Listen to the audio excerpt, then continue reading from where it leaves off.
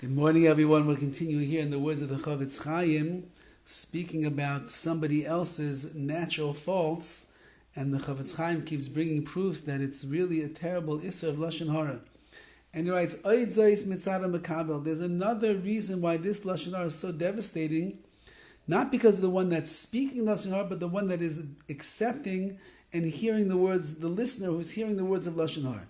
In other cases of Lashon HaRa that we discussed, let's say, for example, when Reuben speaks something bad about Shimon, lo yiskabel tekef devar. The people that are listening will not accept Reuben's words immediately. Many of the people that are listening will actually respond, and they will say, listen, we didn't see Shimon do this sin with our own eyes, and therefore we cannot believe you completely what you're saying. And therefore, even if what you said is true, that what Shimon did is really true, there's probably a reason that led Shimon to do such a thing. We have to be dan l'chav schus. We have to judge favorably. We don't know exactly why Shimon did what he did. Says because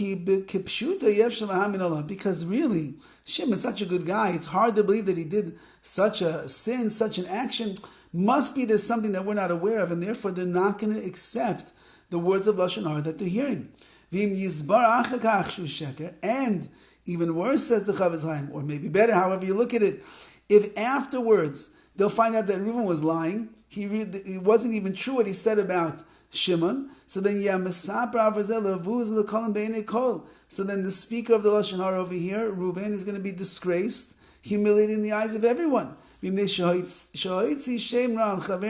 what did he do? He wasn't even speaking real Lashon HaRa, meaning things that happened. He was just being Moitzel Shemra. He was just saying bad, giving a bad name to Shimon, and that will make Reuven now look terrible in the eyes of everybody else.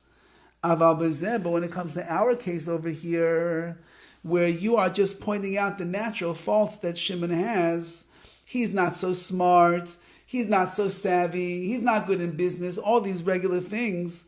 So then, even if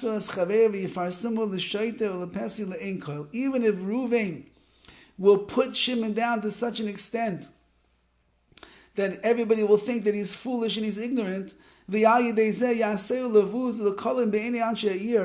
and Shimon's going to be totally disgraced in the eyes of everybody in the city. Unfortunately, says the CHOFETZ, it's found very much because of our great sins.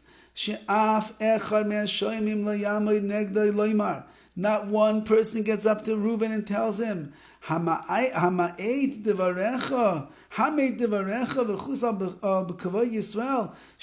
have to be quiet and stop talking so much.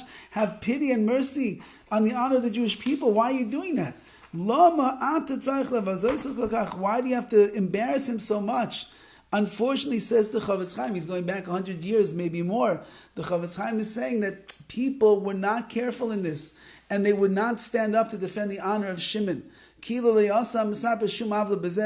it like the Mesaper, the one telling over the Lashon HaRa, has done nothing wrong. However, you should know that on such a Mesaper, such a person who's telling over Lashon HaRa, the pasuk in Mishlei says, Achla u'machasa pia, she eats and wipes her mouth, and she says, V'amar loy pa'alti oven, I did nothing wrong. This person says, I told over the truth. The guy he's dumb, he's foolish, he's ridiculous, he's eccentric. Everybody knows he's eccentric. Everybody knows that. What am I pointing out over here? Says the CHOFETZ, you're like a person who does a sin, wipes the mouth, did something wrong, and then says, me? I did nothing wrong. And therefore this person also is going to get into a problem. He'll never do tshuva. He'll never have remorse. He'll never feel bad because he doesn't think at all that he is trampled on the laws of Lashon HaRa. Have a wonderful day.